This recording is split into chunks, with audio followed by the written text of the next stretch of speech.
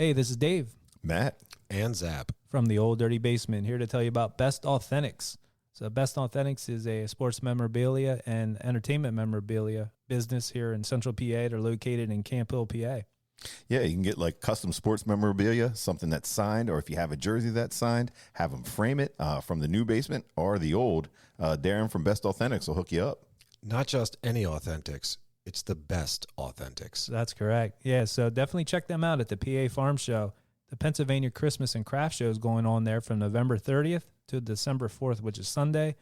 Stop by their booth at 1701 and check them out. Pick something up, cool gift for Christmas time or whatever's going on, and ask for Darren and tell them that Old Dirty Basement sent you. If you can't make it out to there, you can email them at info@bestauthentics.com. Let them know what you need. They'll hook you up. And you can call them at 717-545-6878. Like I said, they're local here, Camp Hill area, been in business for well over 20-some years, so definitely check them out. Thanks for tuning in to the Vintage Cinema Review. On today's episode, we're covering from 1983, The Outsiders. So this is a movie that I never actually sat down and watched the whole way through until recently. Now doing the review on it, I took the time to do that, and I'm glad I did. A lot of star power in this movie. Hope you guys enjoy our review of it. Speaking of which, if you're enjoying the show, don't forget to leave us that 5-star rating. And on Apple, you can leave us a written review. We really appreciate that.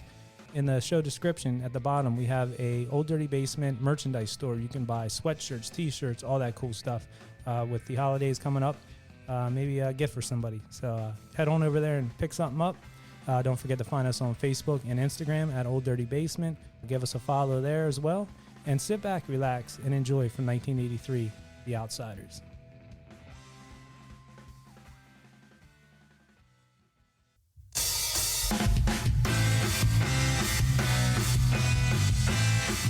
Hey, this is Matt. And this is Dave. And welcome to Vintage Cinema Review. Where every week we review some of our favorite films from the past. Hey, there ain't no late fees here.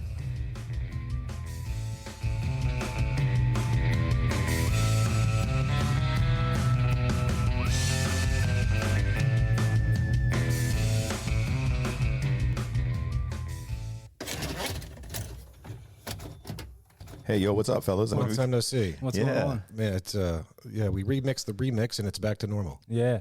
So what are we loading up in the VCR today? Today we have The Outsiders. An American classic. Yeah, The Outsiders, 1983. This is a listener request. Like I said in the last episode, Sean told me about this movie. I mean, I was aware of it. And he was like, man, the star power in this movie. He was telling me. I said, yeah, I know. Agreed with the star power. Yeah, so that's going to be a good one to review.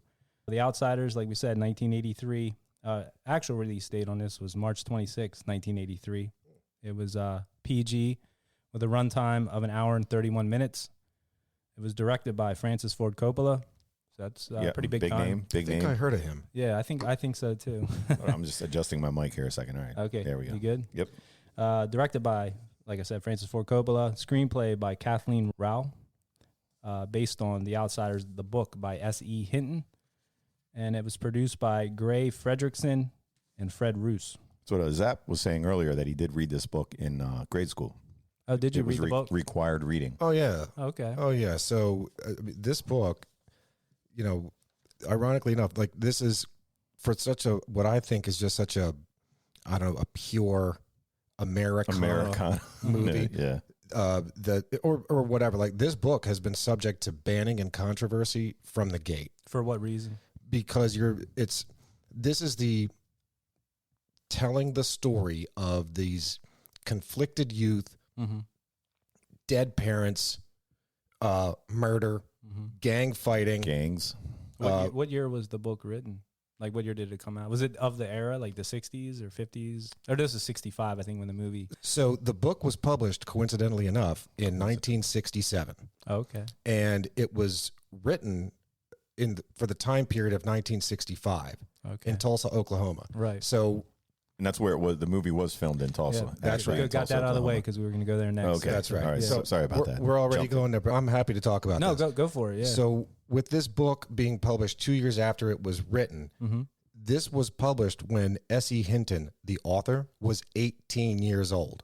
So she was living this then. She lived it. She saw it. Good for her. This was her story. And she made it her story. And she made out quite well. And so again, this book comes out. It's super controversial when you think of the conservative mindset and, you know, how parents are to raise children and just how all of that goes. And now this is about this subculture of these greasers that are, you know, they're basically anti-establishment. They consider the establishment people the socias. Mm-hmm. So yeah, and again, add to that dead parents, kids raising kids, or, you know, they're all living in adultish a house that they go to. The adultish kids raising the other kids. No curfews, no nothing. Foul language, switchblades, Smoking, fights, and all that. smoking. Oh my God! They look No, well, chimneys. you know what, Them that- guys like I six love- packs a I- day. That wasn't I love frowned on seeing though, that, by the way. in the 60s and stuff. That's correct. Thank Right. you. That's exactly why I said I love seeing that now, like something on Netflix that would have been from a while ago. Mm-hmm. I will watch that, and I love seeing the warnings in the beginning. That smoking is one of the things that could possibly, you know, Be offensive. To that requires parental guidance because these kids are, or because somebody is smoking. oh, wow. Smoking. Okay. So anyway, let's see. They rolled a hell of a cigarette though. Hey, It's what you got to do back then. it's It was a cheap. well-rolled cigarette. I tell you all of that to get back to the story that this was required reading for me in grade school. I had to read this in 7th or 8th grade, considering that it was banned in so many other places. Like it was kicked out of libraries, certainly not included in the school curriculum, and yet still in so many, and still to this day in so many, it is required reading. So And that was at a Catholic school, right? Yep, In the late, absolutely. late Part of year, you know, it so wasn't late in the 80s. banned book club. Okay. Well, that's an interesting tidbit about the book. I'm glad we got that out thank there. you. And like Zap said, Tulsa, Oklahoma, that's where this movie was filmed, and it's supposed to take place in 1965. So budget on this movie was $10 million, and a box office was $33.7 million. that's a hell of a return. We'd Good say one. the juice is worth the squeeze on that one. Yeah, it did really well. So Zap, you got the cast there. I sure do. And for anyone who hasn't seen this movie, it's worth a watch just to see the cast alone. Because in the cast, we have Patrick Swayze as Daryl Curtis. Anything with Patrick Swayze. He's the Swayziest. Yes. Rob Lowe as Soda Pop Curtis. His brother, I take it. Oh, yeah. Okay. And there's one other brother from the same mother, C. Thomas Howell as Ponyboy Curtis. They sound like a bunch of hippies, like for greasers, right? Daryl, Soda Pop, and Ponyboy. Yeah. Oh, they were allowed to name themselves or something, or the parents, or I got a feeling that wasn't on that Soda Pop wasn't on a birth certificate. okay. I don't know. I don't know.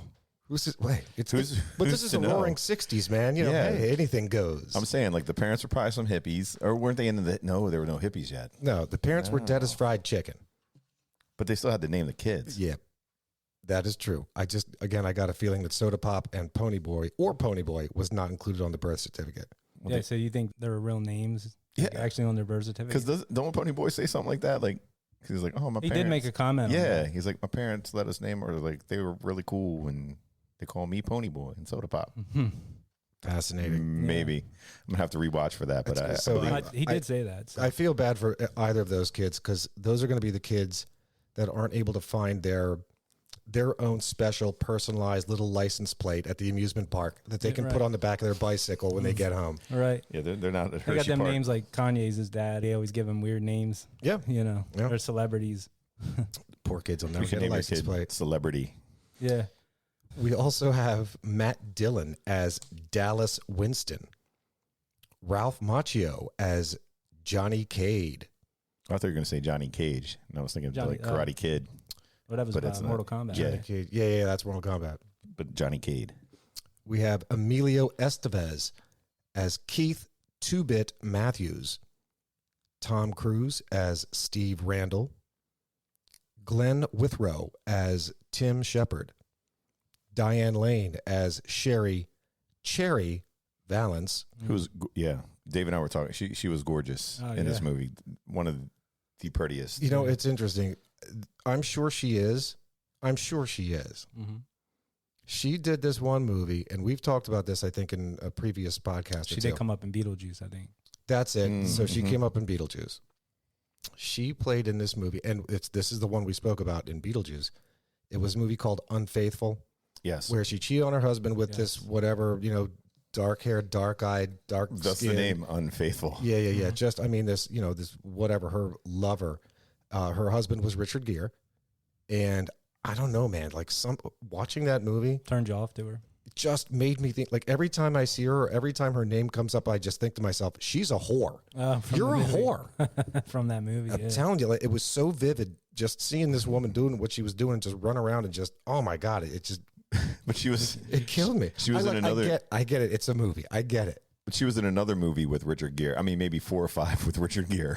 Sorry, Diane Lane. it's the one where she's running around on him. Yeah, but this one I think was called Nights in Rodanthe, and it was like kind of like the same concept, but they were like the same kind of couple that get together. But yeah, but no, Diane Lane in this movie. Is this like a Hallmark movie? It was pretty much like basically every story is the same goddamn story, but just with different actors. And it's something our moms would much. like watch every year that it comes on. I remember you mentioning that your mom might have watched that and was like, "Hey, what are you doing, Ma? I'm watching, my favorite movie, Yeah. Nights in Rodanthe." Nights in Rodanthe.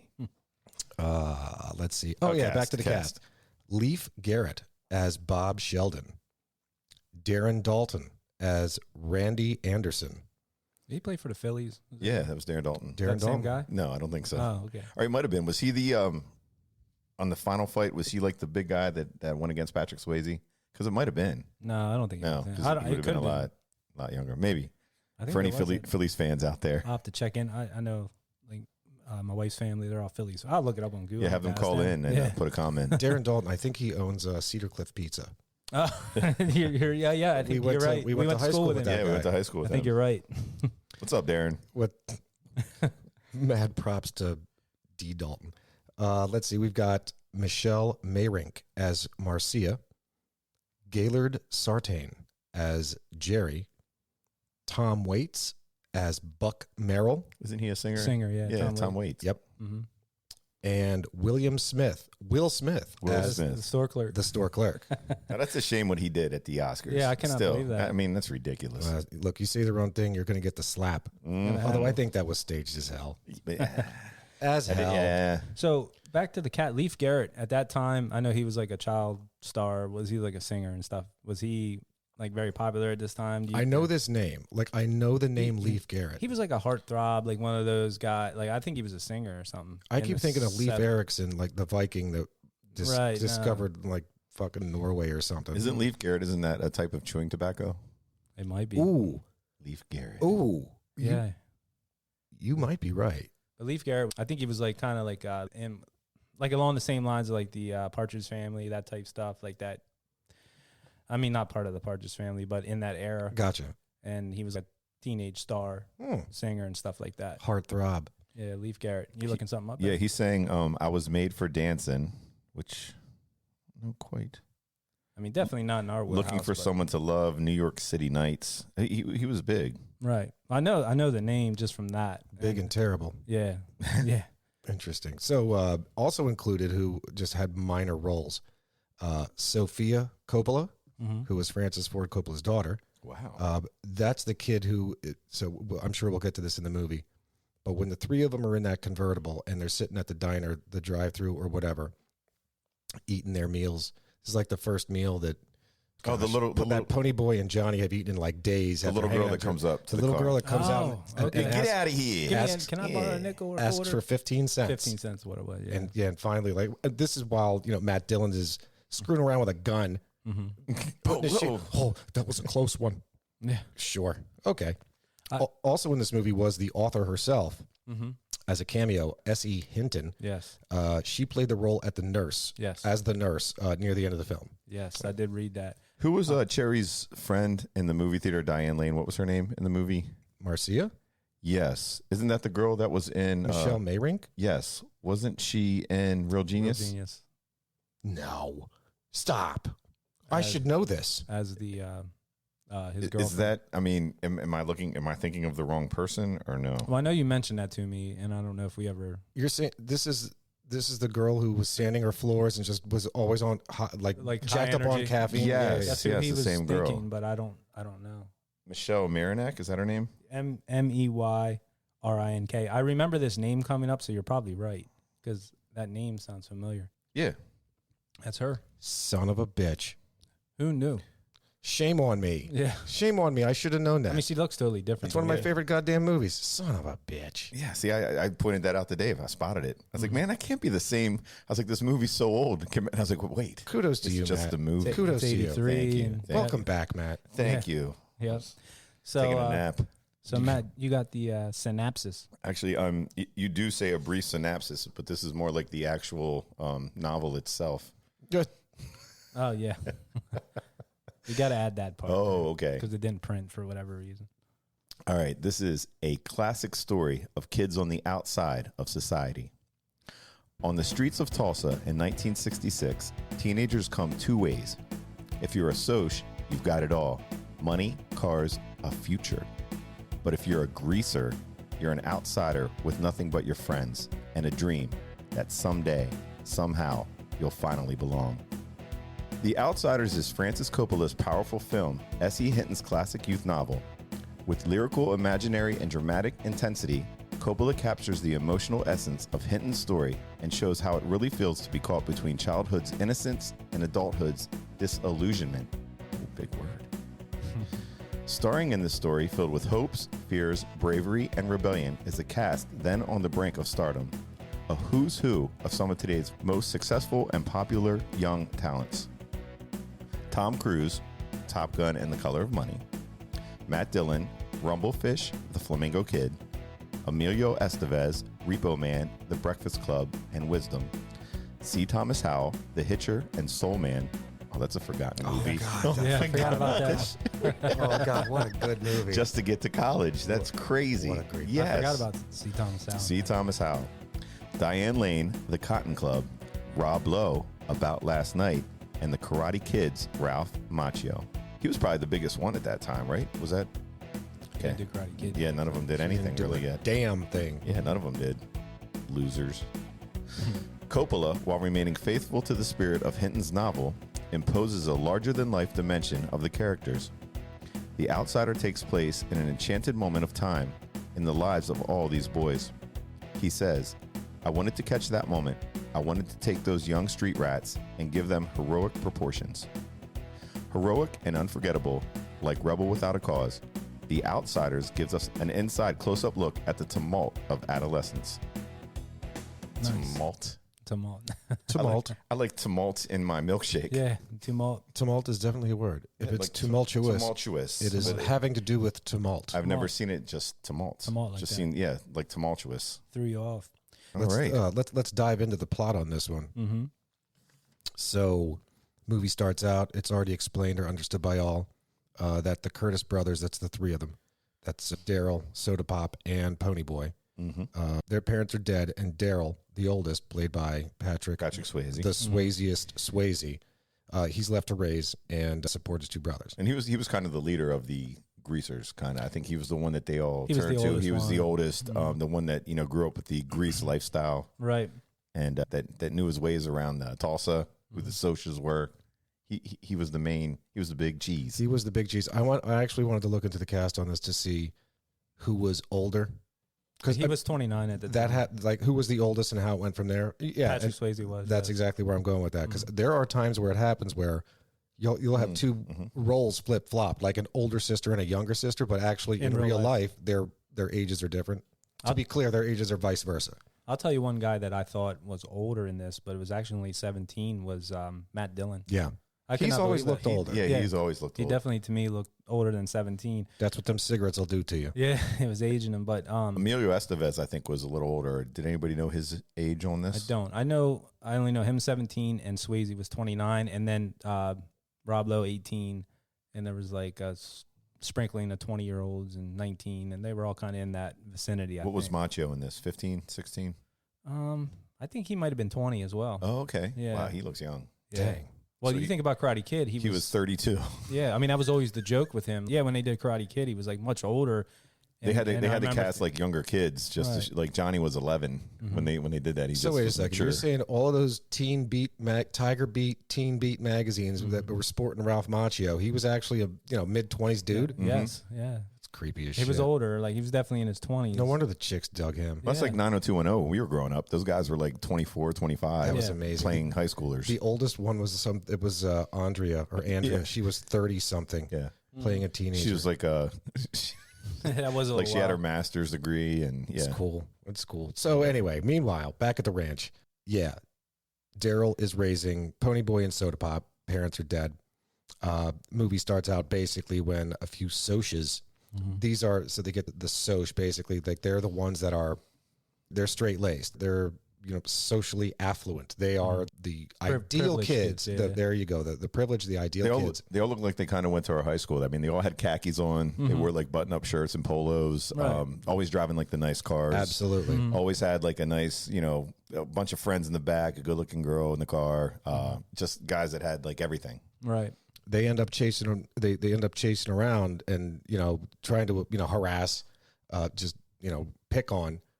Basically, these poor white trash kids, aka the greasers. And So- C. Thomas Howell was the one in the very beginning. He was like the youngest, right? Like 14. They Yeah, said. so that's right. So they go after Ponyboy, but of course, the greasers stick together. I keep thinking of like the Jets and the Sharks, right? You go after one, you're going to get the whole thing. Right. So a couple of his buddies come out, help him out, chase away the Soches, and all is right with the world. The next night, Ponyboy, Johnny, that's Ralph Macchio, and Dallas, that's of course Matt Dillon. Oh yes, Matt Dillon. Matt Dillon. Three of them go to the movies. And at the movies, we have Matt Dillon, again, Dallas. He sees, They run into Cherry. Cherry. yeah, what's that Marcia. horse name? Yeah, Diane- Cherry. Diane Lane. Diane Yeah. Lane. Yeah. They run into What's that horse's name? into Cherry. Yeah. And Matt Dillon, a.k.a. Dallas, tries to play, put on some moves. That's even a promiscuous name she got. Cherry. Hey, man. Well, you can tell like he's playing that bad boy role, and she kind of like smirking in the beginning. She likes him, like it's working. she But then- knows what she's doing. Yeah. Yeah. Oh, you're a bad boy. Yeah. I'll at least let you talk to me. Well, she did, and he failed. Right. So she basically just blew this guy off. And that's, sorry, tough luck. But not long after, Sherry, she instead then invites Ponyboy and Johnny to sit with her and her girlfriend, Marcia. Because Ponyboy's like the innocent young kid. Yeah, I they're think just he's sitting there you being think he's quiet. cute. He's like a puppy. Yeah. He's Like all I in couldn't there. really get the vibe if she liked him in that She liked him way. as a kid. Nah, she They liked were him as different, but they were harmless. Right. Yeah. Anyway, the two girls are hanging out with the two dudes later on On the walk home. on the walk home. Yes. They get chased after by these two. Oh, lo and behold, these two girls had boyfriends. Yeah. The socials. Well, Yeah. Of course they did. A couple carrot. of yeah, exactly. A couple of Soches chase these guys around, trying to get the hell away from our girls. You're white trashy. You're shitty. And at this point, the girls are like, look, let's break this up.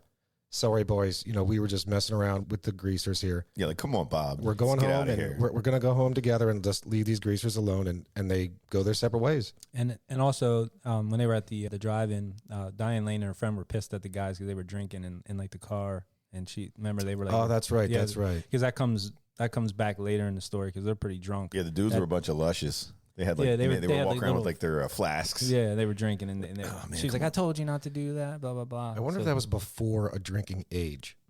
I don't know. Like, was there a drinking age? I think it was 18 in the 50s or 60s, wasn't it? I mean, I know it was 18 in Texas in the 70s. I think it's 18 in Texas today. God bless Texas. right? Yeah, I don't know. Like that's a good question. Like what the think drinking age was. I think it wasn't quite 21 yet. I think because that was that whole thing. If you're like old enough to go off to war, I think it was understood like 18. That made I think, sense. I That think made 18 sense. was the drinking age. Makes complete sense. I keep hearing that complaint over and over and over again. Mm-hmm. I'm saying to kid in high school, it's like, hey, man, I don't understand this. I could get drafted or I can go into the army, but I can't have a drink. I can vote and I can do all this other shit, but I can't have a Can't drink. Yes. Yeah. And if you look at the exchange students and stuff, like I remember back in high school where they're from, a lot of those countries, it's not a big deal. They don't like demonize it and make it a big deal. Are you kidding me? So, mutual friend of ours who's moving relatively close to the both of you, he had 3 kids and they lived in Germany and still has 3 kids. Right. And they basically, they are all For the still with clear us. They're still there. So they grew up, essentially, they spent a number of years in Germany. And in Germany, yeah, forget about it. You're drinking from the womb. Like as soon as you come out, yeah. you're not getting formula. You're getting a bottle of wine. On a side note, Germany. This is kind of off topic, but I Their want to throw fatherland. Yes, but Their Deutsche the NFL shit. game was there Sunday morning. It was one of the best crowds I've ever seen in my life for a sporting event. Wow. It was amazing. They were all drunk. Well, it doesn't matter. It's like they had 70,000 seats for this stadium. It was a soccer They stadium. had a 3 million requests for tickets. That's how many people wanted to go. Yeah, so shout out to the Germans. That was crazy. Good That job, was big. guys. Yeah. But anyway, sorry, back to the story. Ich bin ein Stirbenduber. footballer. Mm-hmm. Du hast mich zu far. Yeah. So the two greasers get away with, walking around, hanging out with these Soch girls. Fight, a would-be fight is evaded. With the Pony Boy and Johnny kind of drift off, right? And they're just start doing their own thing. They're just walking home, man. They're just walking home. So they're talking, blah, blah, blah. Oh, it was a good night, good movie. Man, and then, of course, once they get close to their home, Johnny, a.k.a. Ralph Macchio, sees his house, and he already knows that his parents are in there fighting. Yeah, mom and dad he didn't have a good home life. Mom and dad always fighting. Dad's drinking, beating up on mom. He's like, let's get the hell out of here. Let's hang. Yep. He didn't need that. So the two of them just go off, hang out, and they basically just sit there together, laying down just outside. Windy, bad weather, doesn't matter. They got their jean jackets on. No pun intended. Yeah. Outside. Ah, that's right. Indeed. Yeah. So just like a couple of, outsiders, just like a couple of stray dogs. Right. These guys just hang out, fall asleep, just right in the road. Or not in the road, but, Looked like they were like old back seats of cars and stuff that were just kind of, they just had like a Like makeshift. an old dump. Yeah, like where they were a kinda hanging little, out. Yeah. how when we were kids, like you would find like things around and you would make it into like little just forts or places to hang out.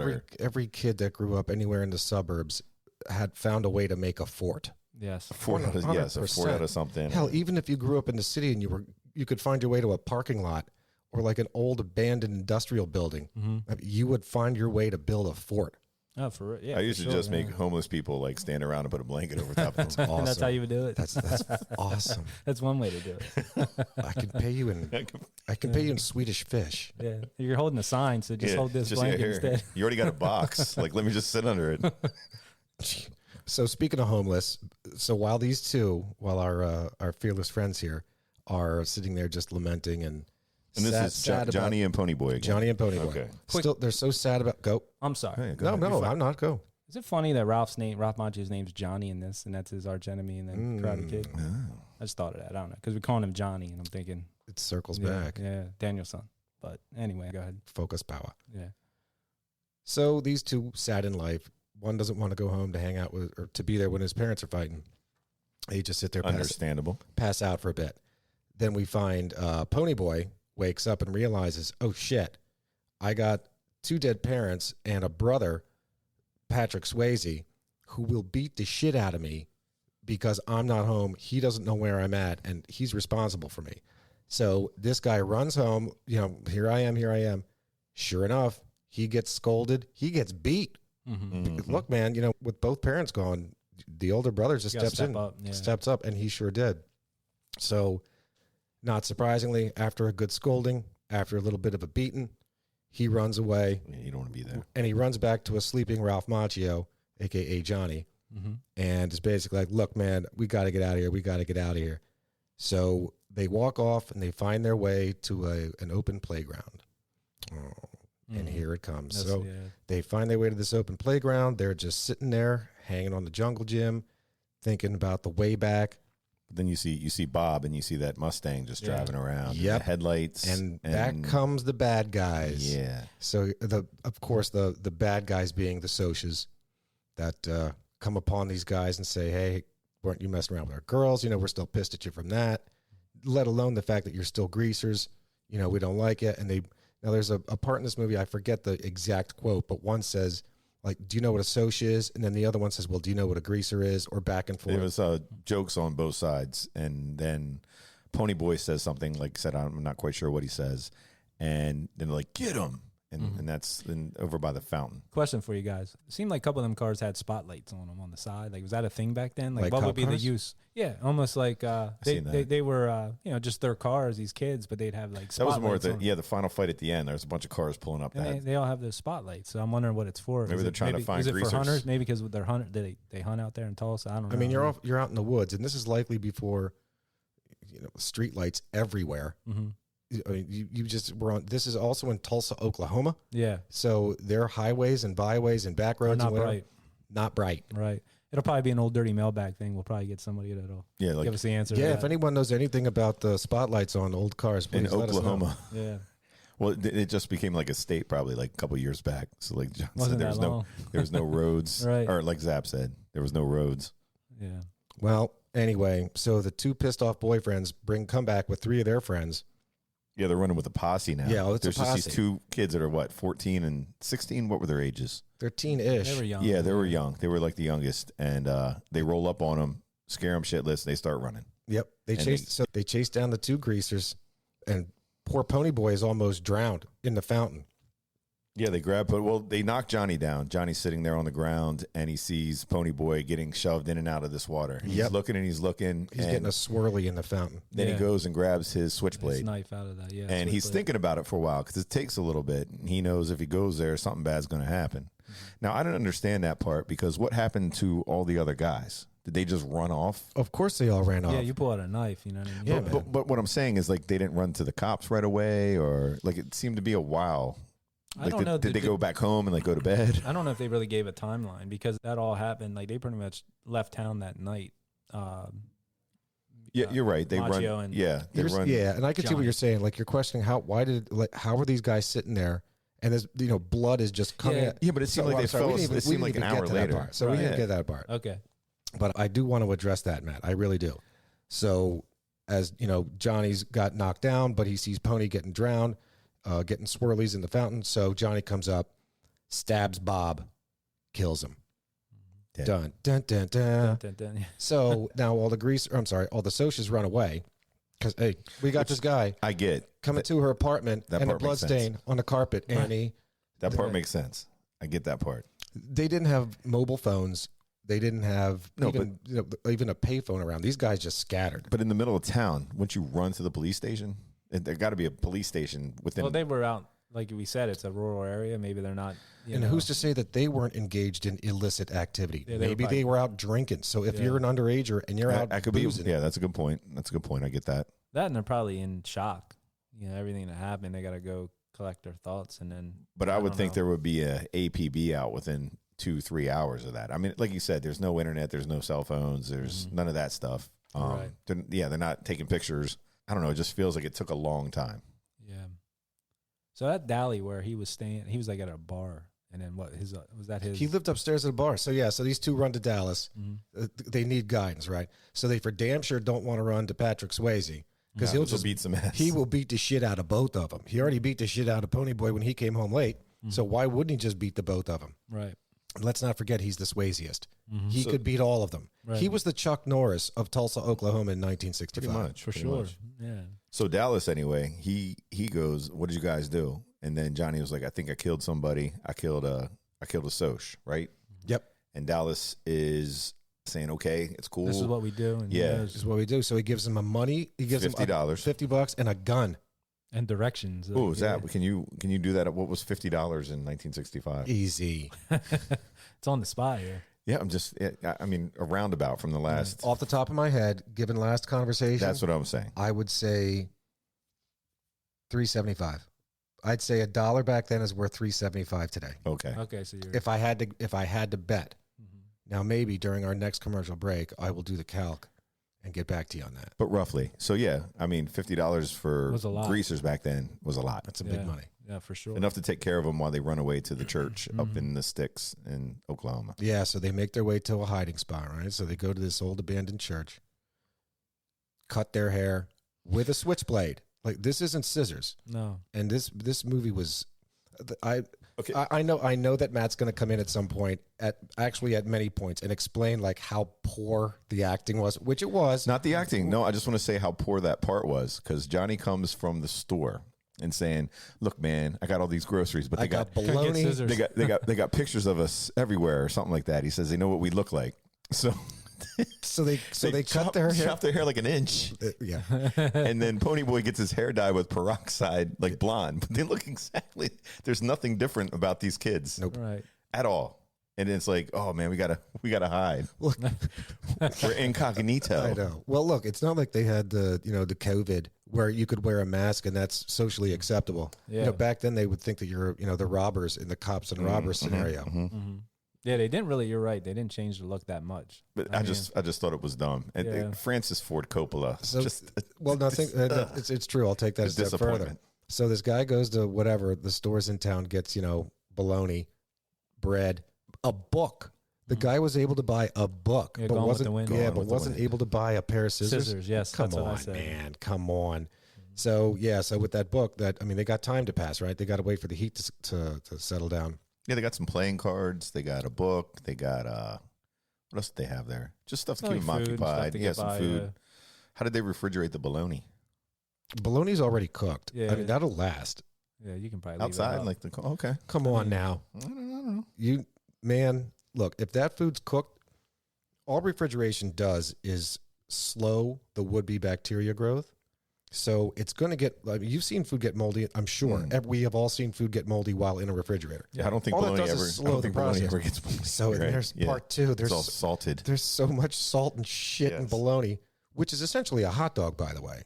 Just a big hot dog. just a different shape or different slice hot dog. But anyway, yeah, the kids had $50. They're fed. They're good. They're reading gone yeah, with the they're wind to reading. one another, and It's they're a just beautiful hanging out. thing. Best And they're friends. just They're hanging becoming out. buddies. No, yeah, being good buddies, Looking at the sky. Yeah, that. telling stories. reminiscing what their hair used to look like. Yeah, Ponyboy, your hair is really funny. Oh, I don't look as cool, man. I don't look tough. It'll grow poor- back. Yeah, it'll grow back. Relax. Well, their good buddy Dallas, Dallas. This is Matt Dillon, the guy who gave him the gun and the money in the first place. Days later, he comes to visit them. For a visit. Well, I know you guys are on the run. Here, just to hop- check in, Hop see in how the they're car. doing. Let's go downtown. Even though you guys are wanted. And he's the one with the sunglasses. Yeah. Yeah. Getting the Trying hit to up, hide out. getting the hit up for 15 cents. Oh, that was a close one. Yeah. Dude, you're wearing a pair of sunglasses. She would know who the hell you are if you were the one That they're being looking for. sought. Right. With Anyway. the gun in the car. Yeah. the gun in the With car. the gun in the car. So, yeah, Dallas pays a visit, takes these guys out for a good meal. Dairy Queen, right? Or something like that. Or It was Dairy Queen or something like I think that. it was like a it Dairy twin Queen or Twin Kiss. could have been a Twin Kiss. It was something like Frosty Freeze. that. It was one yeah, of them. Yeah. It was something like. It wasn't a Dairy. It might have been a Dairy Queen. I love that. I actually fancy the part where when Matt Dillon shows up, he asks them for a cigarette. Oh yeah. So, okay, let's just pretend that I'm a smoker and these guys are up there for X number of days. And so they may, from time to time, as circumstances present themselves, probably smoke a cigarette because I for damn sure would be nervous as hell if I'm being, sought by the police. If you remember that, though, they were playing cards, remember? And they had a bunch rolled, so they did buy some tobacco and stuff. Remember when they were playing cards? That's true. They had a You shit know what? ton because they had nothing else to do. That's true. Except to roll cigarettes When and you smoke. got time, rolling papers, and a big can of tobacco, you're going to roll Remember, cigarettes. they had $50 and they bought a lot of stuff. It's true. So And I'm it's pretty sure that cheaper. was high. It's cheaper when you have time on your hands and your time is Yes. worth zero. Otherwise, You're sitting there rolling all day. just rolling cigarettes. Nothing to Okay, do. so I thank you Yes. for that. Okay. I can dig Okay. that. I can definitely dig that. So anyway, Dallas, hey man, I did you guys a solid. I tried to get the cops off of your the trail trail. I told them you went to Texas. So I mean that's cool. He also, See, that's I mean, I another guess. thing. Like the cops are looking for him. Hey, man, they might be in Texas. Hey, friend of Oh, theirs, where do you okay. think they are? I think they went to Texas. Everybody, let's go to Let's Texas. go to Texas. Yeah. They're sending everybody out there. They couldn't be in town at all. There's nowhere for them to hide. Francis Ford Coppola. So Dallas also delivers a letter written by Rob Lowe, or the character Soda Pop. Yes. So this is Ponyboy's middle brother, so not the eldest, but his middle brother, basically saying, look, man, you got to come home. You got to come home. That girl, Sherry, the whore, Diane Lane, Yeah. she'll testify on your behalf. Man, everything's great. Everything's going to be wonderful. And, at this point, this is where Ralph Macchio... That's right. Yeah, she said it was done in self-defense. Yeah. She's going to say everything and make everything good. Yep. So come on home. Absolutely. Time to hit the road. And at this point, old Ralph Macchio, a.k.a. Johnny's like, look, man, that's a good idea. right? Like, we could do this. We could go home. We could go home. But Dallas influences everybody otherwise. Matt Dillon's like, probably not a good idea. Yeah, we'll hold off on that because these guys are socias, man. They're going to get us anyway. So we got to wait. Yeah, they just don't trust them. And that's where they start heading back, and then the church fire. Yeah, so after that, the whole encounter, their visit, their everything, things are possibly looking up. Quick question. Now, was this the same church that they were? They were staying in because remember they were starting a fire in the. Yeah, so I think that's where it came from. What were a bunch of kids doing in that church? It was like abandoned. Same thing that the other two kids, older kids, were doing in that church, hanging out, exploring. But they had making teachers and stuff. There was like a field trip or yeah. I didn't get that part. Yeah, you know, This is Tulsa, Oklahoma in 1965. Mm-hmm. The local public school may not have the biggest budget to go on field trips. Old abandoned church. It might have had some sort of influence back in the day. I don't know. I get it. Like, hey, we're going to go look at the architecture of this, beat up place. Right. But you're right. There was certainly adult supervision. There was adult supervision. I'm saying, what were they doing in an abandoned church? Like, that's the best place. I guess, too, 1965 in Tulsa, Oklahoma. You're not worried about buildings falling on kids back then. What else are you going to do? You lose one, you have another. They work in the field. You lose one, you have another. That's what they did. I've heard that before, but man, I never heard it that quick off the gate. But that was good. It's like the Amish. They That's true. You just produce one. Hey, their Billy's out there. Like horses. Lost his arm. Hey, just get the next one out there. You're in line, buddy. Get out there and work. School bus could have just pulled over there or something. Or maybe like a pee break or something. Could have been. Yeah. But Okay. I think the fire probably started from them starting the fire I would assume. Or flicking cigarettes. Could have been Dallas. Dallas probably, because he was irresponsible. Mm-hmm. He was a bad seed. So, amazing, true test of character here, a true showing of their character. Kids are inside, trapped, screaming, help me out, help me out. And the adults do nothing about it. They're just they're just standing there. Yeah. Oh, that's sad. That's sad. I guess I got to make another one. So they jump into the church to help these guys out, but both of them are burned and injured in the process. Well, no, Dallas runs in too.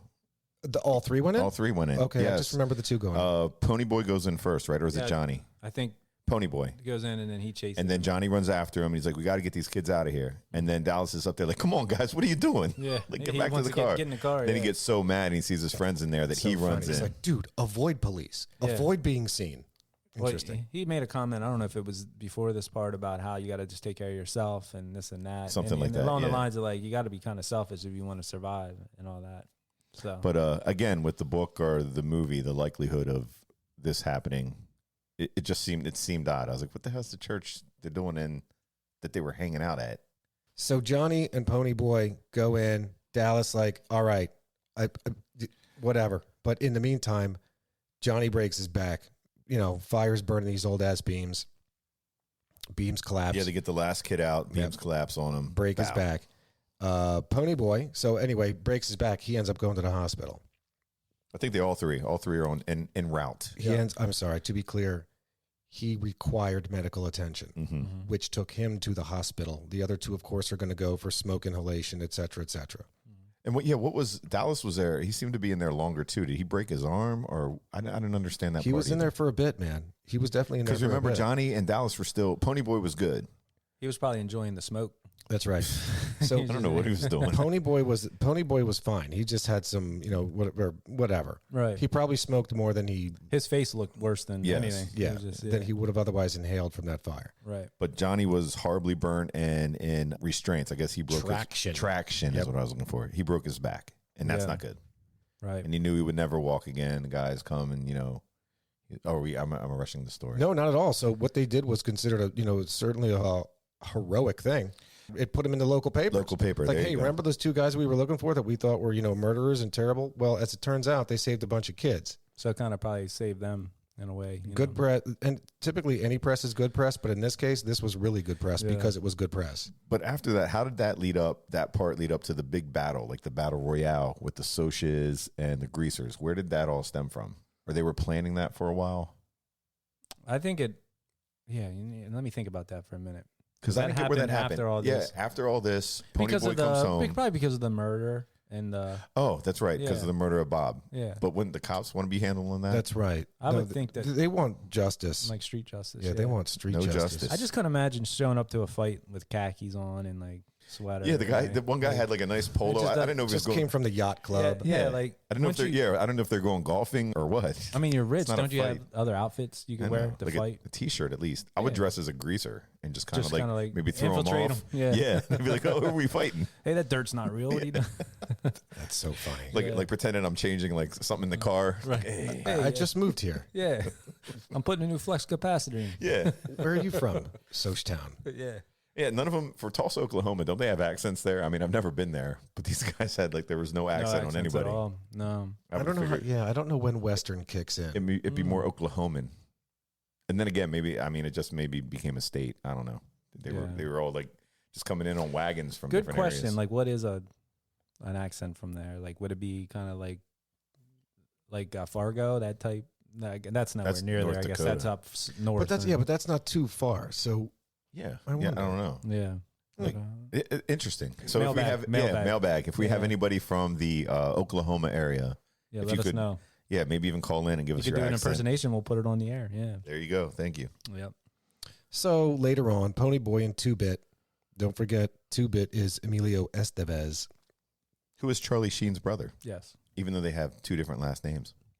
Emilio Estevez took his mother's last name, who is Spanish. So he wanted to be like, he wanted that little flavor. Yeah, he And got then it. Charlie Sheen was like, man, I'm a Sheen. Why would I take any different name? Yeah. Right. He's like, look at my dad. And his chance would have it. Yeah, I happen to look as I grew up exactly like my dad. Yes. Yes. So that worked out. I'm glad I kept that name. So anyway, Pony Boy and 2-Bit, they go visit Johnny and Dallas in the hospital. So yeah, Dallas is definitely in there for a bit. Like he was wrapped up, bandaged up, and he's getting real antsy into pantsy. Like he really wants, some kind of justice. Like he knows there's going to be some kind of rumble going on. Mm-hmm. I know that I remember Pony Boy asked 2-Bit to buy another copy of Gone with the Wind in the gift shop. And that book's going to come back later to visit us. Mm-hmm. Anyway, Dallas, while in the hospital, is, again, just so pissed and so bent. This Matt Dillon, there's going to be a rumble coming. You got to get there. There's going to be a rumble, which was sparked by, Bob's death. That's true. Bob the Came up Soch. with that. Right. So, hey, look, man, there's going to be a rumble. Go get him. Go get him, Doc. But then, they're all back in town, and this is before the rumble. And what is it? Pony Boy runs into some Soch dude. He's like the new leader of the Soch since Bob died. Well, at one point, don't forget, Pony Boy visited with Sherry, the whore, Diane Lane. Yeah. Diane Lane. And was asking her about the case. So she wasn't going to visit. And talking to him, she was not going to visit Johnny because he killed her boyfriend. Yeah, he Right. killed Bob. Anyway, But yeah, back to that. Pony Boy meets the new leader of the Soches, and they're there at another like Dairy Queen type place, whatever. And they're there talking in the car, and the kid's like, rocks, knives, guns. No, yeah, they none did of that though. They, No, I know, yeah, I the know. greasers That was, did not do that. That was that other movie. But he was saying, what you guys did. He's like, I didn't think greasers would do that. Oh, I'm sorry. I didn't think Right, you you guys can tell had it in you. Yeah. They And kind of want to. they were trying to make friends. I think they were trying to avoid the whole rumble, but you can't control that. No, man, It's you gonna can't happen. control street Can't. justice. No. In 1965 Tulsa, Oklahoma. So anyway, yeah, they all get ready to roll, right? They're all ready to fight. I guess did you catch that part where Pony Boy's waiting by the bus, and I guess he's not feeling good. No, what happened? Well, who I think he's with Dallas. It's Dally. He calls him Dally. Dally. Yep. Dally. And he's saying that, man, are you okay? He's like, oh, I don't know, man. He's like, just don't tell my brother that I'm sick because he won't let me fight. It's like, what is he calling off? Yeah. Won't let him fight. He's like, man, I got to call off the fight tonight, man. Like, He's gonna I bench him. can't make it. Yeah, exactly. He's going to bench him. Yeah. he's That's like, exactly how where it's many gonna how many sick days do I got? Yeah. He's like, I'm going to use one for this fight I tonight. mean, it definitely was important to everybody for sure. But yeah, if, who's ever listening while you're watching the movie, look for that part where they're waiting for the bus, and he's going through this whole thing where he's like, "Ah, man, I'm not feeling too well." go. But don't tell anybody. Yeah, don't tell my brother. He won't let me fight. It's so hilarious. I thought it was a cheesy good part. So now we're to later in that night, and this is the Royal Rumble. This is the Battle Royale. Even so while Pony Boy is sitting there, well, don't tell anybody about my stomach. Right. Dallas magically makes his way out of the hospital. Whatever. He probably just escaped. He can't hold it in anymore. Yeah, he had to get there. He shows up to help save the day. And then right when he gets there, you hear the first punch is thrown. Indeed. And you hear the... It was like the it's Battle on. of the 300. And then the rain, the rain starts coming down. That was C. Thomas Howell, and they said it was a real punch. They actually did knock him out. Dang. First punch, yeah. I did not know that. And one other thing about that Rumble, the guy, so you had Patrick Swayze, the leader of the Greasers, and then you had this guy, the leader of the who had to be probably the same age. I'm assuming like 20, and he's got his Letterman jacket on. Like, who still wears their high school Letterman jacket in their 20s? I don't know. And that's something that you put. Well, he was playing a little bit of an older person. I think because remember they said they were buddies. They used to run around when they played football together. But my point being is that they're out of high school. Like, would you still wear that? I guess if you're a Soch, like you show your status, it could be like a status thing. I was like the high school quarterback. I don't know. I think if you're Wooderson from Dazed and Confused, you're that Matthew McConaughey's character. Oh yeah, all right. Yeah, and so if you're just hanging around with the people of the same age and you just keep getting older, right? You're going to want to relate, I guess. So he's one of them guys. He just kind of tries to hold on to the. Yeah, I got you. He could have been like a party star, popular, but not a surf. Yeah, yeah. I just thought that was funny because they're the two leaders and they're obviously older. Yeah, and he was like, what was Swayze's name was Derry. Yeah, because he called him as like, I got you, Derry. Yeah, and Derry's like, yeah, let's go, all right. I mean, they were definitely a lot older looking. Yeah, you know? I don't know. I just thought they were the two leaders of the pack. But there was I think that was the fight too. Tom Cruise had to have dental work done too because I don't know if it's from that or something else, but he had. I thought he had dental work because he wanted to get dental work because he had jacked up teeth. It might have been maybe. I thought it was something to do with like one of the fight scenes or something. Again, in this movie, yeah, a lot of these guys were not known at all. Are you saying Tom Cruise's teeth? They did look jacked in this movie. Yeah, they were cockeyed in. Were they in his real teeth? Shit, yeah, for real. Well, no, they say he has an uneven straight teeth. Like his teeth are off to the right, and he has like a little.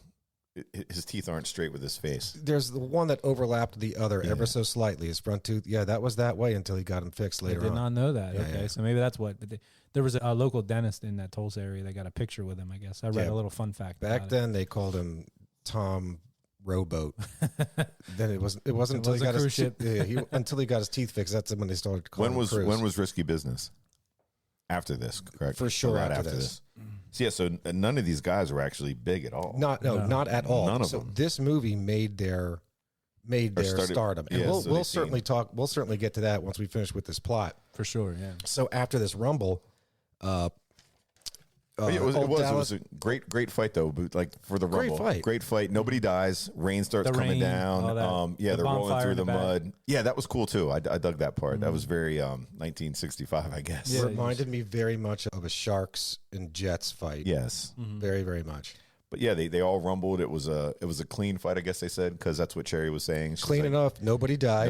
Nobody was hurt. I mean, I think there was some like face kicking and ramming into like old cars sitting around, but nobody. Yeah, they all ran off. Right. And then the Greasers' victory. Yep. And a happy Matt Dillon and Ponyboy go to visit Johnny in the hospital to tell him tell him all about the victory. There's no good news when they go to the hospital. No. And so there's poor Johnny. Good job on the fight. Whatever. Just lying there dead. I don't care. Unable to walk because he's dead. And right before dying, he says to Ponyboy, "Stay gold." Stay golden.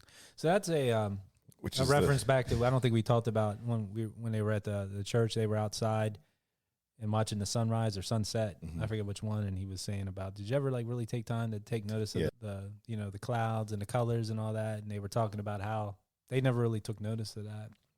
And he was like, the gold colors. And he was referencing a book or a poem or something that he read and telling Johnny about it. And he was like, yeah, I never really took notice of that. But they're saying with that, like their lives wasn't easy growing up. Like their parents that they had were hardworking parents. The ones that they didn't have, they were being raised by their brother.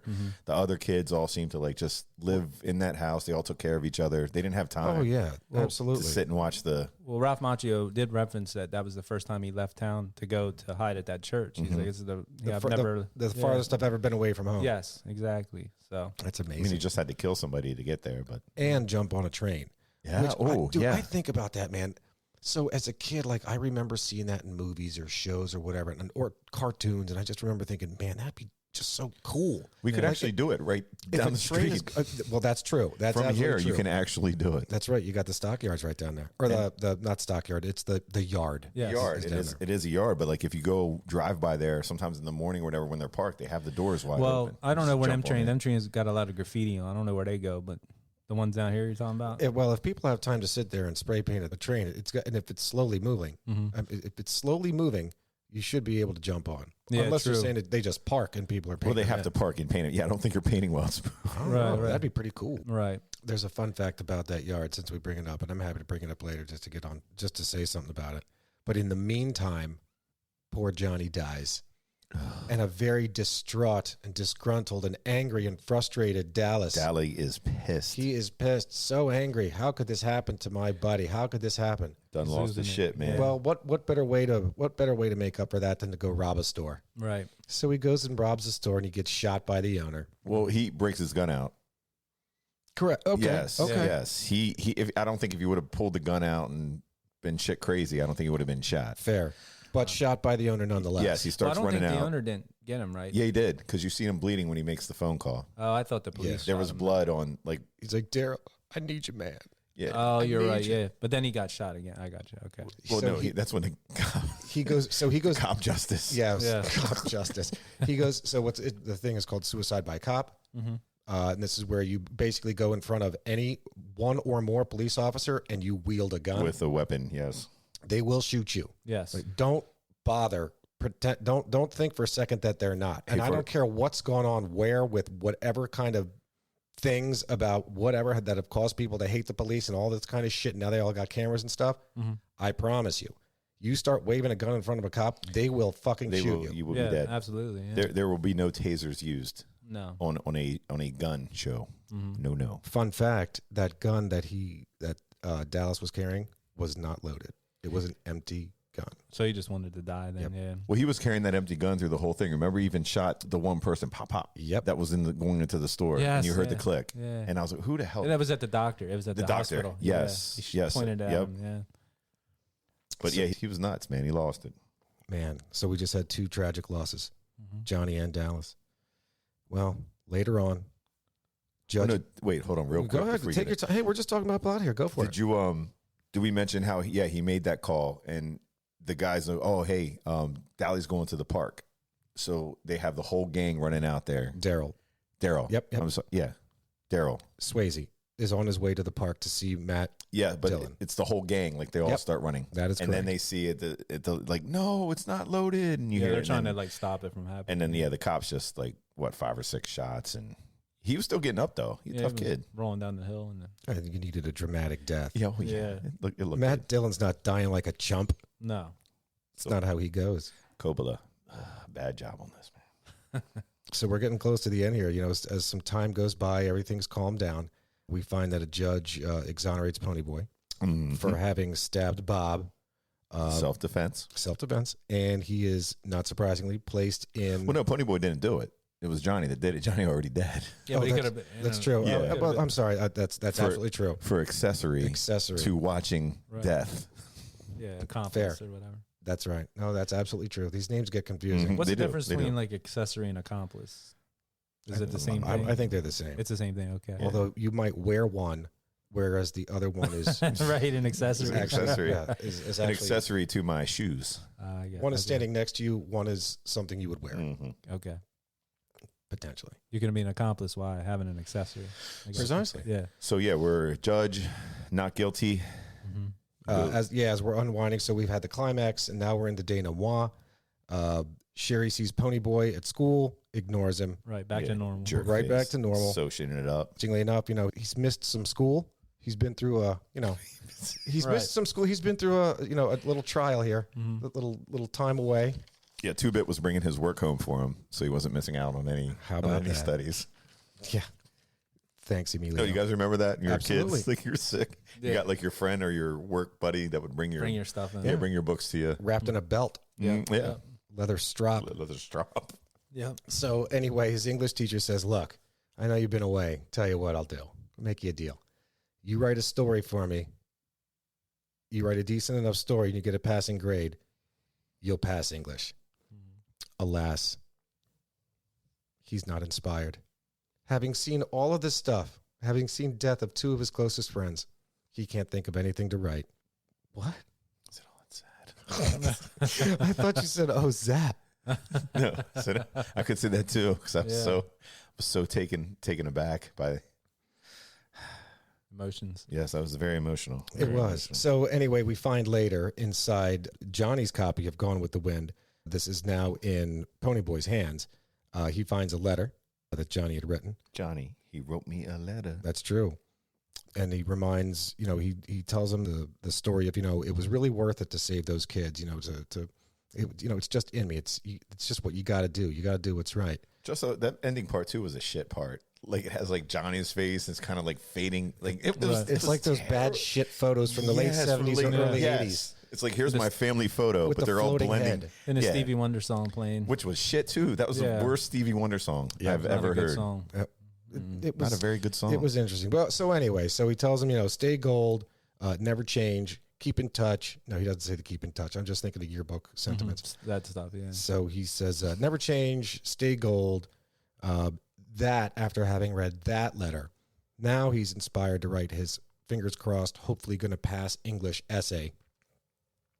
And that's it. And so he starts writing his story, and the movie fades out. And it's basically him writing from the beginning. Yep. Like what we see in the beginning, him leaving a theater. Yeah, and he he's starts basically out with gonna tell his the story of that. Back to the music part of this, I think it was Coppola's daughter that was like in charge of. So maybe that's why he just kind of gave her the he job. gave it. Yeah, here, do something with music. Yeah, and it. That was actually his dad. Oh, his dad did the His music. dad did the music. Okay, I knew it was like Of another course. Coppola. I thought it was his daughter, maybe. So we got some the insiders fun facts Yeah, the fun facts on this fantastic Ford Coppola. Fun facts, Extravaganza. flashbacks, opinions, Mm-hmm.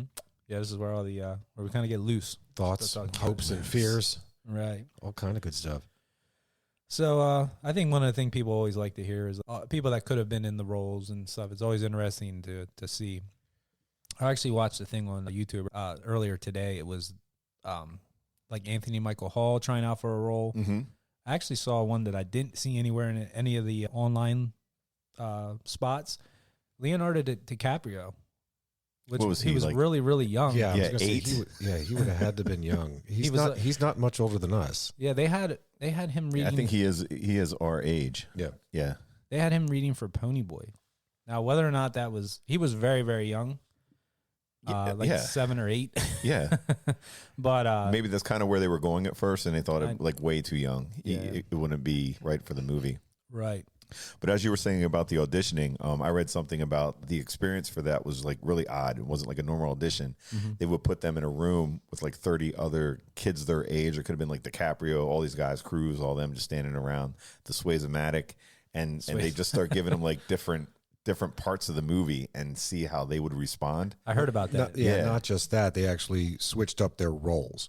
So they would say, hey, Ralph Macchio, play Ponyboy. Hey, Ralph Macchio, now play Johnny. All right, now play this one. So, and they had them, whatever. I mean, the cast is, later went on to be star-studded, of course. Right. But they have all these guys just trying for each of these parts. Mm-hmm. I know Kevin Dillon. They said he was there and kind of got sent home, and he was Is that worried. Matt Dillon's brother? I'm sorry. Yeah, Matt Dillon. Oh, I don't know if you knew But something. wait, I was like, I didn't read that. that is, in fact, Matt Dillon's brother. Right. Yeah, that's why I was thrown off. I'm sorry, Matt Dillon. As No featured need in to Entourage. apologize. Right, Yeah. right. He was also featured in The Doors, Yes, he Yes. was. Kevin Dillon. He was the with the drummer. Is he Correct. older or younger? Ooh, do we know? Good question. I don't. No. I don't know. Old dirty mailbag. That would be probably something. Yes, go ahead. Call that in. I mean, we could look it up in 2 seconds. Right. But But maybe too while hard one right of now. us are talking, we'll look it up. But Matt Dillon basically came in, read, and got sent home. He thought he was not getting the part. He was like, I messed up. I guess I'm not getting it. But it's because Francis Ford Coppola kind of knew right away, like, he's definitely going to be a keeper. Yeah. Mm-hmm. Yeah. I read that Dennis Quaid was one of the guys in the room, one of the potentials. Oh, yeah, for real? Yeah. And that's again, cool. I say the guys in the room, this is, again, that idea of, hey, Patrick Swayze, you read this part. Now read this part. Now read this part. Mm-hmm. While you're all in the room together. You know what I mean? It would just switch it up. Just see who Very works. quickly. Kevin Dillon, August 19th, 1965. Matthew Raymond Dillon, he is February 18th, 1964. So just like a year. Yeah, they're a year apart. So Matt is the older brother. Yes, he is. There we Kevin go. is the young bruh. Okay. There we go. Yeah, so I see here Timothy Hutton considered for Ponyboy, Scott Baio for Johnny Cage. Ah, Scott Baio. I could see that. Oh, for sure. Yeah, he has that macho look kind of. Correct. They would look like brothers. Right. They do, pretty much. There might be some relation. Brooke Shields turned down the role for Cherry. Turned it down. Yeah, that's what it says here. Whether, like I said, with all these cast, like coulda, wouldas, you never know how close it was, or Right. Anthony Michael Hall for Ponyboy Curtis, which I did see him reading for it. Did you guys ever see a movie called My Bodyguard? It was from like the early '80s. Is this the one with Whitney Houston and Kevin Costner? No. Amazing movie. No, this one was like I've almost never like seen either, if it matters. Okay, well, My Bodyguard was kind of like 3 O'clock High. Okay. Kind of remind me of that, but this kid was getting bullied in school, and actually one of our Is that where one of the angels come back? Isn't it like Matt Dillon as an angel? Is that what it is? No. Isn't there an angel though? No. You're thinking of the Heavenly Kid, maybe. Or Oh, something yeah. like that. I don't know. Dear God. But anyway, the kid that played My Bodyguard, I saw him. Don't know the name off the top of my head, but he was reading for the Patrick Swayze part. You would know him if you saw him. Okay. If you look up My Bodyguard, you'll see his name. Sarah Jessica Parker for Cherry turned it down. How would she play Cherry when it's a redhead? Again, turned it down, or she was turned down? It says turned down the offer. Wow. Oh, Yeah. so wow, that would be Dang. different.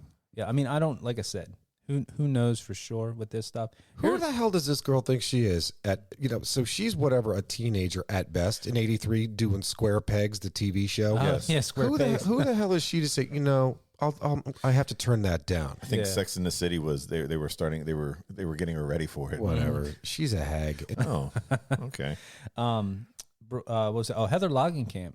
From Locklear? Oh, Logging Camp from Nightmare on Elm Street. Yeah. Ah. She for Cherry. She So auditioned. you're saying auditioned for it. My Bodyguard, it was Matt Dillon. That was the character in that. He was the kid, but who was the Chris Macapiece. Yeah, let me look at his picture. Macapiece. The guy behind him, do you recognize him? Shows that his picture. It looks like somebody from high school, but I don't know. Looks like Will Ferrell with dark hair. Well, that guy there, he auditioned for he did a No. read for that, yeah. Well, I'm glad he didn't get it. That's actually a really good movie. Actually a guy I know would like he put it on our poll, which we want to remind you, go on our Okay. Facebook page from here on out. We're going to try to stick to that list for reviews, but My Bodyguard is on there. It's actually a really good movie, but that guy there from My Bodyguard did audition for the Swayze role. Another real quick, I don't have too many like super odd facts on this movie, but it says that some of the actors, Tom Cruise and Rob Lowe, actually they stayed at some greasers' houses there. Mm-hmm. And it was something that Coppola was like going down the street and said, "Hey, there's some real greasers." And he went and said, "I'm doing this movie. Do you mind if these actors stay with you guys at night and see how you are and stuff?" So they were kind of like, they weren't feeling it, but they did it They anyway. were I know they were trying to condition these guys. That's about as creepy as hell. Mm-hmm. But again, I mean, these guys were of age. It's not like they were truly kids. No, they were most of them over 18. But it's kind of weird. Like they said to them, they want to get the greaser vibe, Yeah. like to what it's like to be a So- real greaser. So these greasers are probably Old like, Frank is out there. Yeah. Old Frankie is out there. Hey, could you mind if these kids stay with you? These young guys. yeah, Teach them the basically. greaser way because you look like greasers. Mm-hmm. yo, a bunch Interesting. of greasers. So they had actually the Socs and the Greasers. They had put them up in a hotel, and they put the Socs in the nicer suites and put the Greasers in like the shittier rooms at the bottom. Sure. To Get a kind feel. of to create that, Yeah. yeah. And they also did a pickup like soccer game. I saw a thing on I was watching some stuff on YouTube. So they got the Socs all these nice like uniforms for the soccer game, and they had all the Greasers in like sweats, and they were just T-shirts and they like kind cut of off create jeans. that animosity, like why they get uniforms, we don't. So they did a lot of that during the filming to kind of like almost separate the classes. Like, oh, we're Socs and Sure. you guys are, And I read that too. There was a lot of tension and infighting between Mm-hmm. the group of Socs and the guy like Swayze's group, just Right. because they were getting on each other's nerves a lot, and some were giving more, some were giving less. If you look at the cover of the movie, they're laughing. Kind of like, do you know why? I'm Somebody guessing. farted. No, I'm guessing there was some. This is a good one. That's entirely possible. I would think there's potentially some sort of prank that had happened. So what happened was they had a food table there, and Leif Garrett, who played the villain Soch, Yep. one of the people there, somebody went over to grab food off the table, a non-actor, and somebody there said, "Hey, the food's for the talent." And the person, I don't know if it was somebody on the set or whatever, Leif Garrett then walked over while they were doing the picture, and Ralph Macchio, I think it was Ralph Macchio, said, "Hey, Leif, that's for the talent. Let it go." And they all started laughing, and they snapped the picture. So that's why they're all kind of looking around and laughing and all that. So Macchio was he had a lot of machismo. Yeah, for being such a young kid. Ralph machismo. Young kid. Right. He was pushing Swayze's age. Yeah. Oh yeah. Ralph Macchio. Again, this is the 20-something-year-old karate kid. Well, we know he he just is- throws me off with that. We know he's young a look. He's a prankster, you know. Yeah, Karate Kid, he was putting the hose in. Yeah, so. Poor Johnny's just trying to roll a joint. Right. He's being an asshole. I had suggested pranks because I had read something about there was constant pranks amongst all of them. And that makes sense. You know, you're going to get these guys that are, relatively young in age. They're all just wanting to do their thing. They're all, full of piss and vinegar, and off they go. And you put these guys into a hotel room together. Like, oh, well, we're going to go get them. Or, no, we're going to go get them. Of course, it's going to happen. Even on the set. I mean, you name it. No, for sure. And like you said about the writer of the book had a part in the movie as the nurse. Yep. And she had made a comment that on the set, because these guys are all younger, she was almost like a motherly figure to these boys. I did read kinda that. Like, yeah, so there was kind of that aspect of it. And that Coppola made them all do Tai Chi together to get sort of a bond between really? Yeah. I read that he made them all do Tai Chi. It's like It a was martial like a art. thing. Yeah. Okay. But like to get like a stretching and like a calming and to get the group to work together. That's pretty cool. But yeah, he's beyond his years, that Coppola, except in this movie. 2 more names I saw here, just real quick. Judd Nelson for the role of Dallas. Remember Judd, yes. Yeah. And Mickey Rourke. Wasn't Judd in New Jack City? Yeah, Judd Nelson. Judd was Nelson. in New Jackson. Yes, he was. With Ice-T. Yep. And Mickey Rourke for the role of Derry. Yeah. Wow. Oh, Yeah, that would have Mickey been. Rourke as Patrick Swayze's part. Yes. Wow. Would have been Derry, yeah. Mickey Rourke as a drug addict. Well, Francis Ford Coppola didn't think he'd fit. No, Wasn't a right, yeah. he's not the right fit. Yeah, for he that. was too hard. a little bit. He was too greasy. Too raw, yeah. Yeah. Yeah. Pass on that. Yeah, but yeah. So, any other fun facts? I mean, there's a bunch There of fun is, facts. yeah. So, they re-released this movie with the old Francis Ford Coppola director's cut in 2005. Yeah, there was more. But what's interesting is that he had, years go by, so he had put in deleted scenes, so he had added those deleted scenes that had been cut. But then he removed scenes that we had already seen. Like he had removed like the one that I remember seeing that stood out. This is after the hair cutting and the hair dyeing while they're standing around there, pondering life. They're both looking into this lake, and you can see the camera's focused on their reflection in the lake. So that whole dialogue and whatever, that had been removed. Oh, okay. Interestingly enough, though, as we were talking about ratings and the warnings when smoking. Oh my God, you're going to see boys smoking. This re-release was actually rated PG-13 Because of the smoking and stuff? Maybe let's some see, killing, for some smoking, violence, teen drinking, smoking, and some sexual references. Jeez. Right. That's Teen. crazy. teen angst, Yeah, indeed. PG-13. Indeed. Oh, speaking of teen, when we were teens, there was a TV series in 1990. Lasted 1 season. The Outsider. Yeah, and it was a sequel. It was a direct sequel to the movie. Like it picked up as soon as the Whatever movie left ended. off. Different actors, I'm assuming. Of course. Yeah. Yeah, they did. Yeah. That would course. cost some money. Yeah, they weren't coming back for that. That would have been a cool thing to try to figure out. Like, if they made that movie today with these actors, like how much it they would cost pay. for their going rate. God, You know what I mean? Jesus. It would have to be the most expensive movie. Just the star power. Well, yeah, in the movie. Swayze has passed, but I think he's the only one in that Yeah, group. I But like, think C. Thomas Howell, he's probably looking for a job. He wouldn't mind. Yeah, he went on to do some stuff, but like Tom Cruise is he's Cruz a is probably heavy the biggest. Emilio Estevez will probably ask for Rob some Lowe. coin. Rob Lowe's always Rob Lowe. He still does commercials. He's so Yeah. relevant. So these guys getting together now, I should say, while not all of them are in it, this movie is what started the Brat Pack. Oh, for real? Yeah, my understanding is that this movie was the precursor or the start For of what later Brat went on to Pack. become the Brat Pack. That's cool. That's interesting. So yeah. just That looking was over, like Sammy Davis Jr. close, and close. and they had old blue eyes. Man, those guys all are those great. guys. Yeah. Jesus Christ. Indeed. What a fine play on words. Somebody went from rat to brat. Brat. Yeah. Oh, I'm, in media or whatever back in the 80s. They put a lot of thought into that one. But, I mean, when you see names like Rob Lowe, Emilio Estevez, Tom Cruise was very much considered, and so was Ralph Macchio, in the Brat Pack. to be like they were borderline, like they were in and out. I thought it was like the Pretty in Pink one, like So, more of that's right. Spader Cryer. and them guys. That's John right. Cryer. That's right. Who was- Again, who this was the girl? This was really the precursor. Molly Ringwald. Molly Ringwald and Ali Sheedy. Yes. Oh, yeah. Forgot about her. Yeah. Yeah. Here's another cool fact. I don't know if you guys saw this one on your sheets. House of Pain.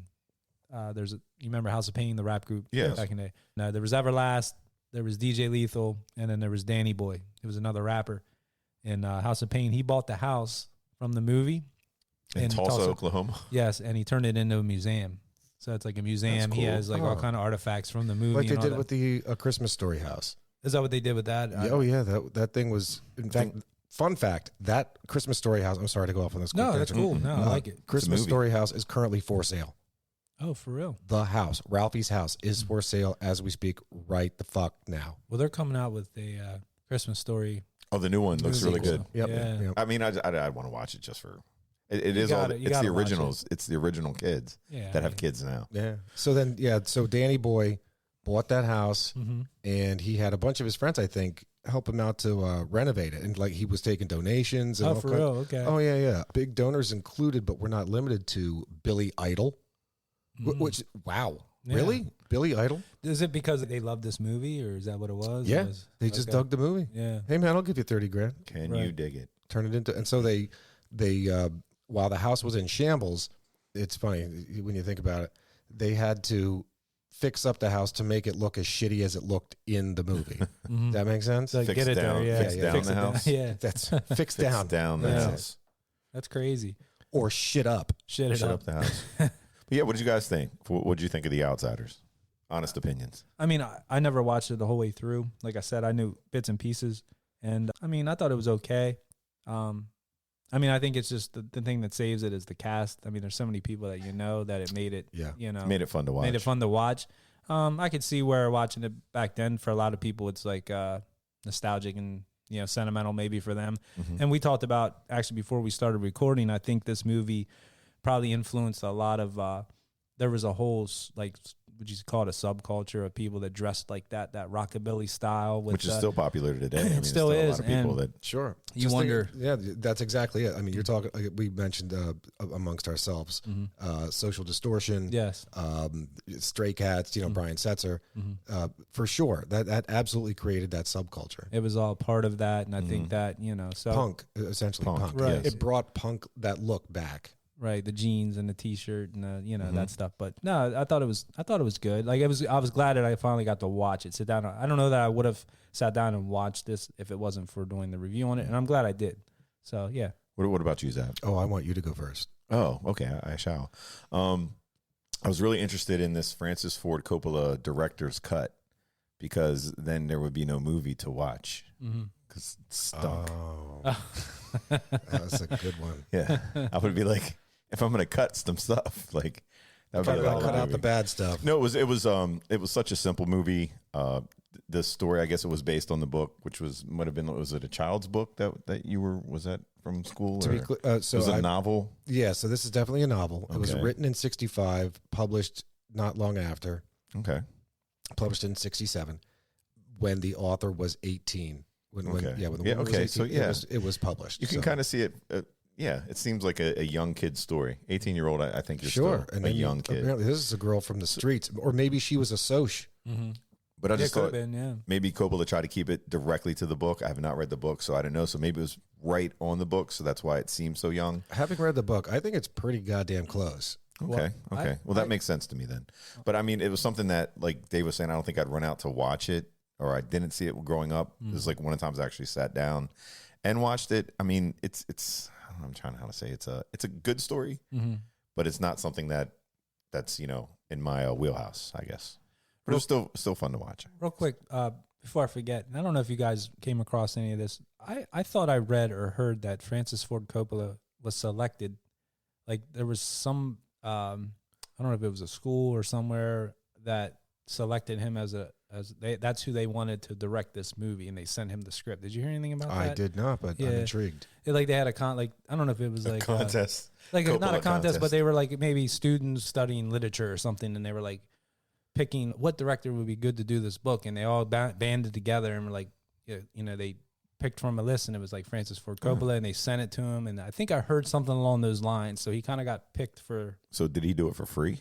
I don't think he did it for free, but I'm just saying, like they thought of him, I guess, as might have been. It kind of looked like for free, maybe if it was a contest. I mean, so as we watched the movie, there was zero special effects budget. It was all of that money had to go to actors. Had to.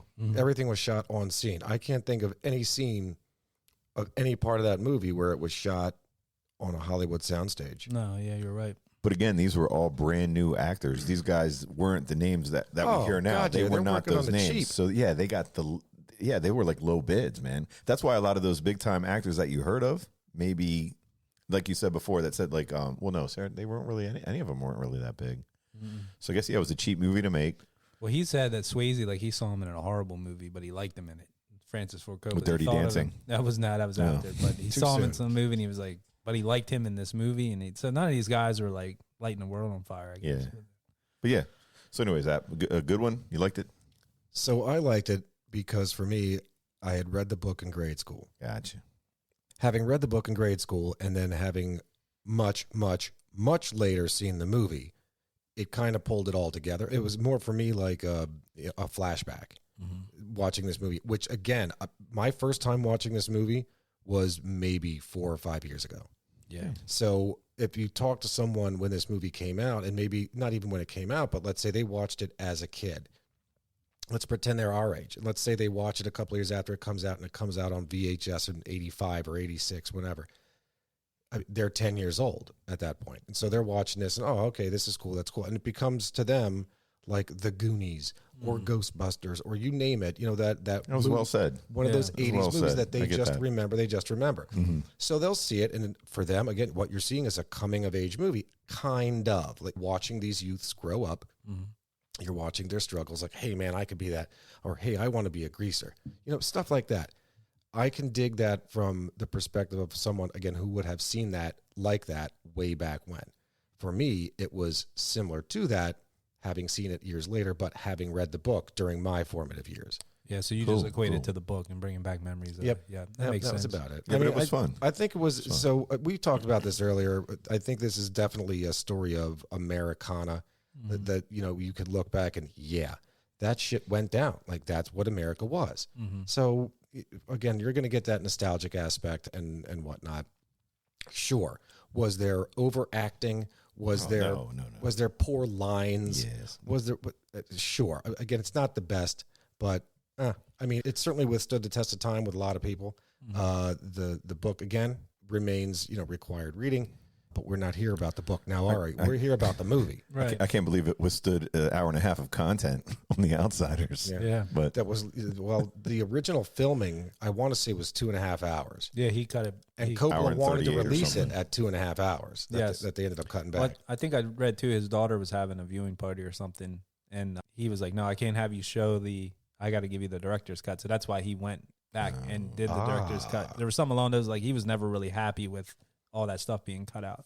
Interesting. So, well, I guess one last little fun fact for anyone who's really into The Outsiders, a Broadway musical is in the works with an expected release of 2023. Oh, wow. I did not know that. So, I mean, if they can turn Back to the Future into a musical, why not The Outsiders? Yeah, why the hell not? Well, they did it. What's that movie? I keep referencing it with the Jets and the Sharks. What's the name of that goddamn movie? I was the one that brought it up the one day too, or no? I was talking about the. It's in New York. Come on. You're like, they recently redid it. Spielberg just recently redid it. Jets and the Sharks. Yeah. Like I know a girl named Maria. Yeah, that. What year did it come out? West Side Story. Thank West you, Side Jesus Story. Oh, like Christ. way back in the day. Okay. Look, this West is what, Side. This is what Story. age and too much booze will do to you. It'll man. do it to you. Yeah. Short-term memory, it's over. West Side Story. West Side Story. Okay. So yeah, if they do that, that'd be cool. I guess that's it. You guys got anything else on the tidbits, or we miss anything? Nothing. If Yeah, you're in your from me. late 30s or early 40s and you've never seen The Outsiders, watch The Outsiders. Give it a watch. Yeah, give it a watch. Yeah. Well, again, we appreciate Sean for recommending this. Next week, we're going back to the poll on Facebook. Please go over to our Facebook page at Old Dirty Basement. We have a Facebook page, and then within that page, we have a group called Old Dirty Basement Podcast. That's where all our polls are for the movie reviews. Currently, National Lampoon's Vacation is in the lead, so we'll do that Good next. one. We'll do that next week. It'll drop off the list. Go in there, add movies you want, vote on movies you want, and we'll start following that for the time being. And I guess that's it for now. That's awesome. That's it. Looking forward to Yeah. seeing everybody at Wally World. Yeah, that'll be a good one. Woohoo. I've seen that movie many times, so it'll be Looking forward to seeing John Candy there. yeah. You always made me Absolutely. laugh. Rest Absolutely. in peace. Yeah. Yeah. So I guess that's it for now. We'll catch you where? On the flip side. If we don't see you sooner, we'll see you later. Peace. Thanks for listening to The Vintage Cinema Review in the Old Dirty Basement. If you dig our theme music like we do, check out the Tsunami Experiment. Find them on Facebook. Their music is streaming on Spotify and Apple, and where great music is available. You can find us at Old Dirty Basement on Facebook and Instagram, and at Old Dirty Basement Podcast on TikTok. Peace. We Audi 5000.